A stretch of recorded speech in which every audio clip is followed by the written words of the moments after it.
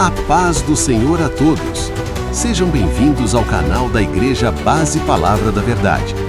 Esta é a sua Rádio IGB e o programa Sintonia de Louvor. A Rádio IGB é um órgão de evangelismo e missões da Igreja Base Palavra da Verdade em Florianópolis. Ouça agora a mensagem da Palavra de Deus. Meus queridos irmãos, o tema que trazemos nesta oportunidade é o Ministério Apostólico. Esteja com a sua Bíblia em mãos para acompanhar a leitura do texto 2 Coríntios capítulo 5, versículo 20, que nos diz assim: De sorte que somos embaixadores da parte de Cristo, como se Deus por nós rogasse. Rogamos-vos, pois, da parte de Cristo, que vos reconcilieis com Deus. Nesta passagem realmente maravilhosa, vista em conexão com o seu contexto, o tema, o propósito e o método do ministério cristão são colocados diante de nós com uma simplicidade bela, mas com uma grandeza excelente. O tema é a reconciliação de Deus com o mundo. Este assunto pode ser comparado às negociações com as nações hostis e os tratados que puseram fim aos horrores da guerra e atam em acordo as paixões mais ferozes da humanidade como questões de importância apenas momentânea e limitada. O propósito do ministério, que está estritamente em harmonia com seu tema, é trazer os pecadores a um estado de amizade real com Deus, com base no sistema de mediação desempenhado por Cristo, que o próprio Deus criou e proclamou. E o seu método é a seriedade da persuasão dirigida ao coração rebelde do homem para induzi-lo a deixar de lado sua inimizade contra seu soberano ofendido e aceitar a oferta de uma anistia graciosa. A união e a harmonia desses três aspectos do ministério são singularmente impressionantes. Aquele que deixa o grande projeto de reconciliação cristã fora de seu ministério habitual está omitindo o tema divinamente designado. Aquele que não tem o objetivo supremo de trazer os pecadores a um estado de amizade real com Deus fica aquém do esquema e da concepção do ofício sagrado. Enquanto aquele que não utiliza todas as artes e os esforços da persuasão erra no método de cumprir suas funções. Como o apóstolo escreve a uma igreja cristã, é possível que seja motivo de surpresa para algumas pessoas a súplica àqueles cristãos rogamo-vos para que se reconciliassem com Deus, dos quais, por causa de sua genuína profissão da religião, se supunha já estarem na condição de reconciliados. Contudo, o pronome vos não consta no original grego, foi fornecido para completar o sentido do verbo. Consequentemente, outro termo que especifique melhor a ideia pode ser um substituto para ele. Portanto, se em lugar dele colocarmos o substantivo homens, evitaremos a improbabilidade de ele estar chamando cristãos professos a virem para um estado que se supunha que eles já tivessem alcançado, e revelaremos aquilo que o apóstolo intentava mostrar, a maneira usual como ele cumpria as funções de seu momentoso ofício. E com a alteração, o versículo seria lido assim: De sorte que somos embaixadores da parte de Cristo, como se Deus por nós rogasse. Rogamos aos homens, pois, da parte de Cristo que se reconciliem com Deus. É como se ele tivesse dito: onde quer que vamos encontramos homens em hostilidade injustificada, inimizade inveterada e rebelião exasperada contra a santa natureza, a lei e o governo de Deus. Como seus embaixadores, nós carregamos a proclamação da misericórdia através da mediação de nosso Senhor Jesus Cristo. Nós dizemos a eles que somos nomeados pelo Deus a quem eles têm ofendido, um Deus que poderia dominá-los com os terrores de seu juízo.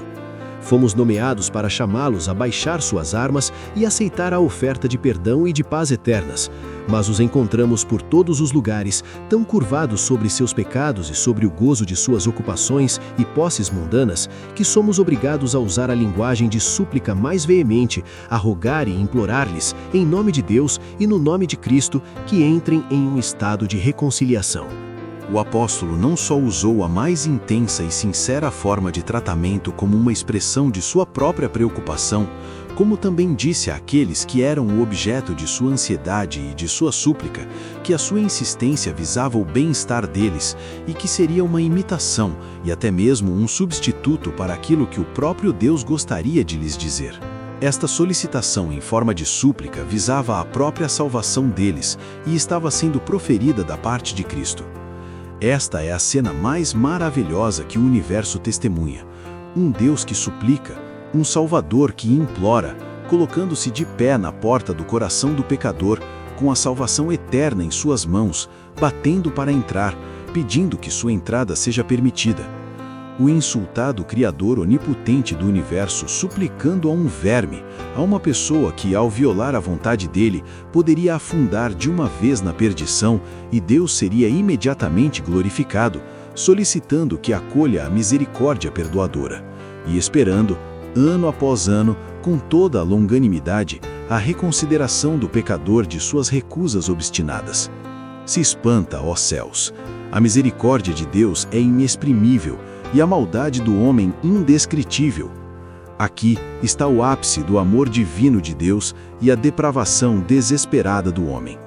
A infinita benevolência não chegou ao seu extremo quando Jesus Cristo foi pregado na cruz. Ela estava reservada para a cena que acontece diante de nós. Eu poderia, com uma alegria inefável, discorrer longamente sobre esta incomparável cena de misericórdia, mas vou passar para outras aplicações da passagem, adequadas ao assunto do qual estamos tratando, e aquilo que uma visão faz e nos dá no ministério cristão. Esta é uma embaixada de Deus ao homem, e, portanto, quão digna e honrosa ela é. Eu admito que o título e o ofício de embaixador de Cristo se aplicam somente a um sentido qualificado aos ministros comuns do Evangelho. Mas, em tal sentido, podem ser aplicados a eles, já que eles são ordenados a fazer o que Jesus faria se estivesse presente pessoalmente. Eles devem expor as mesmas bênçãos e estabelecer os mesmos termos de paz, como ele faria se estivesse fisicamente na terra. E são, portanto, seus embaixadores. E se a honra de ser um embaixador é proporcional ao poder e à glória do soberano que o emprega, quão grande é a dignidade daquele que é embaixador do Rei dos Reis e Senhor dos Senhores. E, ao mesmo tempo, qual deveria ser a santidade de sua conduta e a elevação de seu caráter? Uma vez que nada indigno do monarca e da nação que o embaixador representa deve ser feito por ele, ao ser enviado a uma embaixada em um país e um povo estrangeiro, quão vigilante e solícito ele deve ser para não fazer nada indigno de Deus e de Cristo, falando aos homens sobre a grande misericórdia de Deus e os pesados juízos dele para aqueles que decidem não se converter. Se ele tiver a dignidade do ofício, que se una a uma dignidade correspondente de caráter. Quão necessária e justa é a reflexão: eu sou um embaixador de Cristo. Que tipo de pessoa devo ser em santidade e piedade? Como devo representar, em tudo aquilo que diz respeito ao meu ofício, a majestade do céu e da terra? O ministério do Evangelho é retratado nesta passagem como uma embaixada de paz. Esta é a sua designação exata, o ministério da reconciliação. Nunca houve uma expressão e uma concepção de algo mais belo. Nenhuma outra coisa que seja concebida pode dar ao ministério um fascínio maior de amabilidade. Se por um lado o pregador do Evangelho carrega a espada do Espírito, ela tem a função exclusiva de matar o pecado. Por outro, ele segura o ramo da oliveira na mão como sinal de paz e vida ao pecador. Ele entra na cena de luta e discórdia para harmonizar os elementos dissonantes e vai para o campo de conflito para reconciliar as partes litigantes. É sua função proclamar o tratado de paz de Deus com os homens, explicar seus termos, exortar a sua aceitação e trazer o pecador a um relacionamento de amizade com seu legislador ofendido, levar a paz ao seio problemático do homem e reconciliá-lo com a sua própria consciência, expulsar as inimizades e os preconceitos de seu coração egoísta e depravado e uni-lo aos seus semelhantes através do amor, acalmar a violência de seu temperamento e dar-lhe paz de espírito, e em seguida conduzi-lo aos reinos da tranquilidade imperturbável no mundo celestial. Este é o seu trabalho. Anjos pairam sobre ele em seu curso, e cantam sobre suas obras com canções antigas. Glória a Deus nas alturas, paz na terra, boa vontade para com os homens. Homens e mulheres salvos em sua instrumentalidade a partir da ira de Deus, dos tormentos da consciência e da turbulência da paixão, o saúdam na linguagem do profeta. Quão suaves são sobre os montes os pés do que anuncia as boas novas, que faz ouvir a paz, enquanto o próprio Salvador pronuncia a bem-aventurança. Bem-aventurados os pacificadores, porque eles serão chamados filhos de Deus. Homens honráveis e felizes, cujos trabalhos são fiéis e bem-sucedidos, ministros da reconciliação, amigos e promotores da paz, o mundo não conhece vocês porque não conheceu a Cristo. Talvez a igreja não aprecie ou recompense adequadamente seus serviços, mas até agora a sua obra é a própria recompensa. A paz acompanha seus passos, e as bênçãos advindas desta paz florescem em seu caminho. Mas ainda assim, esta é uma embaixada difícil. Ela trata com aqueles que não estão dispostos a ser salvos e se esforça para persuadir o coração de pessoas pecaminosas, orgulhosas e teimosas. Busca fortalecer homens que estão prestes a abandonar a santidade e a graça. O ministro carrega a oferta de bem-aventurança infinita e inefável e a transmite a homens que não têm um gosto por essa espécie de felicidade. Caso ele encontrasse homens predispostos a aceitar as ofertas da benevolência infinita em todos os lugares, esta seria uma obra fácil.